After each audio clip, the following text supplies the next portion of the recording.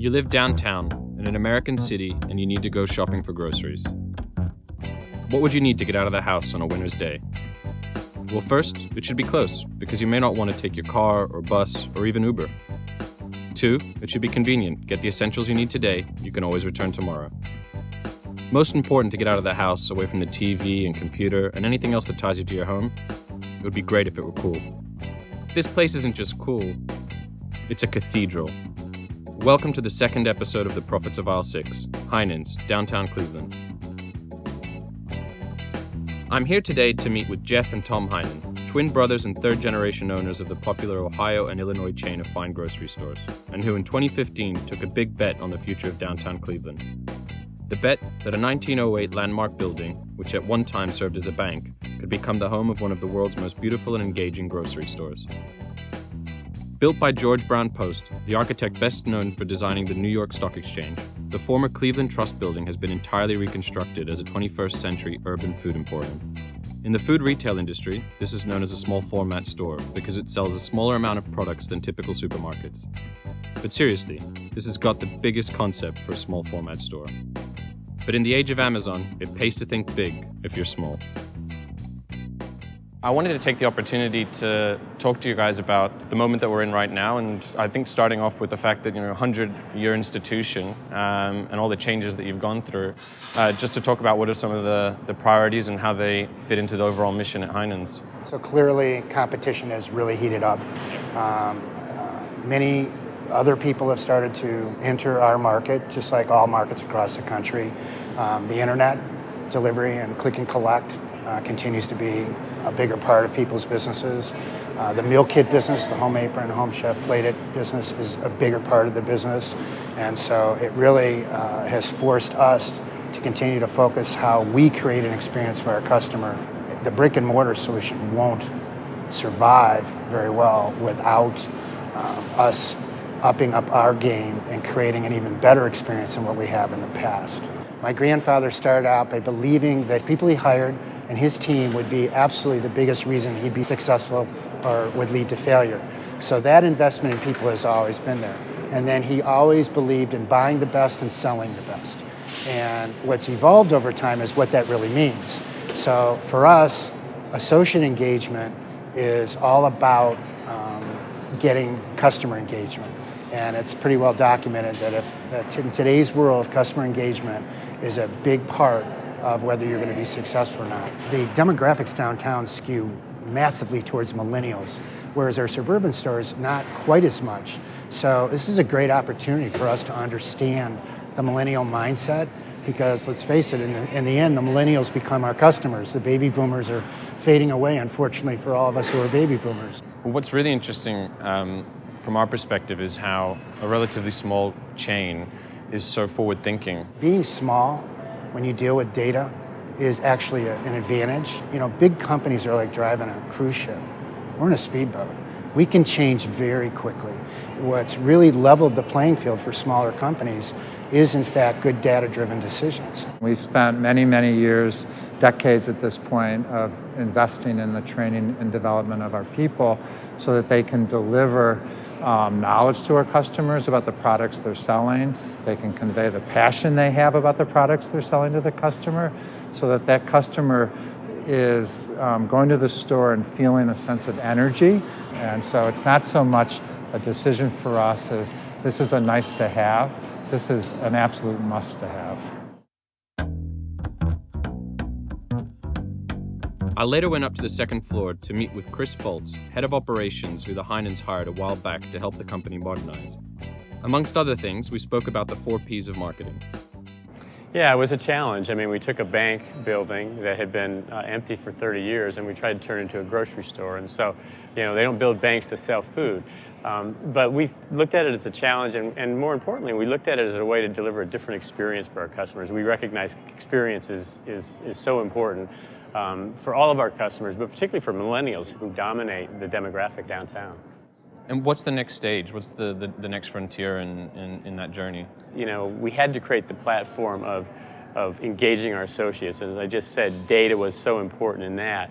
we're in this new disruptive phase now where we have Amazon and we have all of these other retailers and non-retailers, but digital retailers, I guess you could say. Now we recognize that we have to engage with our customers differently because we've had data for a long time about how our customers behave, but we didn't use it as effectively as we could. And so now we're making investments in technology, in data science, that allows us to take that data and turn it into real insights about how our customers behave and then use it to engage with them differently.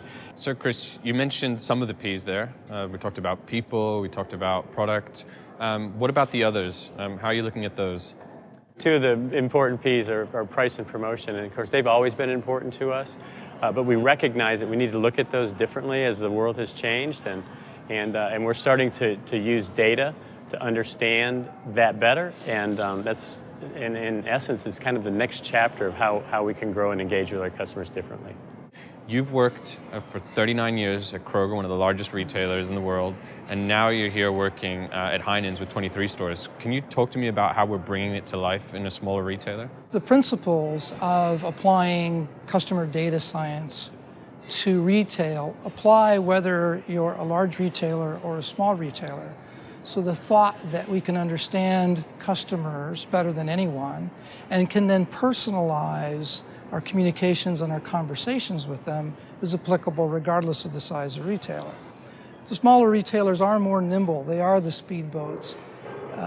We can activate change quickly. We can measure change quickly, fail fast, as we used to say, and then make adjustments, all informed by the data.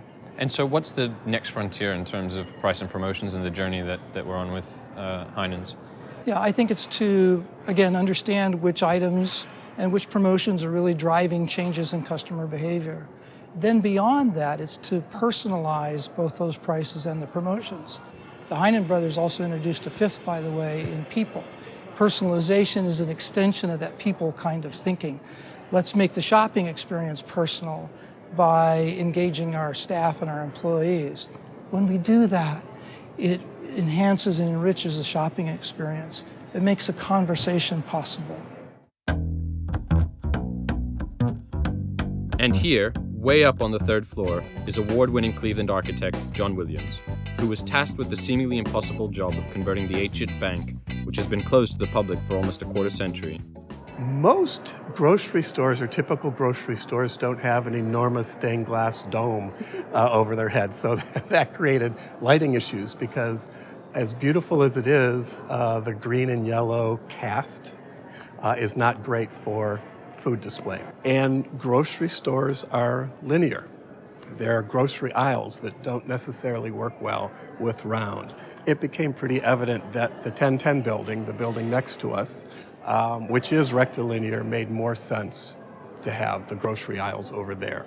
Everybody that walks in this building, the first thing they do is look up at the dome. Yeah. So, why not do the seating there as the communal place, as the forum, as the gathering place? And then we followed that also on the second floor so that in the wine area, there are booths, banquettes, where you can actually sit and look up.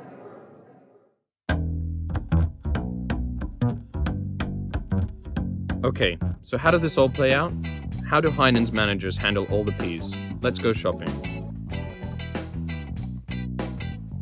The data is very important as far as the amounts to order, the seasonality of the items, and what sells better at one time or another. The data, what we do is we try to research to see what trends are out there. Could be cast iron skillet cooking. Works great here because of the urban environment, not a lot of grills. So we'll go and educate the meat managers on how to exactly use those, different ways to season it, and to make sure that you have a great meal. We do what we call our weekly menu planning meeting, and we look at what we sell and we take the sales by day, by item, and we do projections for the upcoming week. This guides our culinary staff into what they should order and that what they need to prepare and the quantities they need to prepare on the various days that they operate. So the sales data is integral to our operating a profitable business.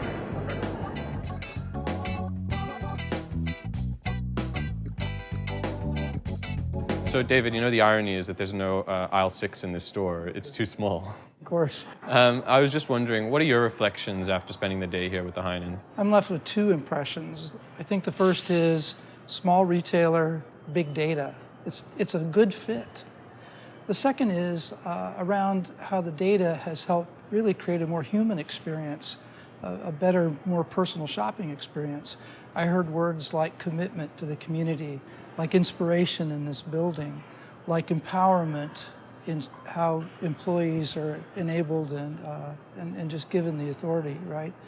I heard romance when talking about the presentation of the food, and I heard listening. You know, big data is really just a form of listening to the customer and then being able to respond in a human way.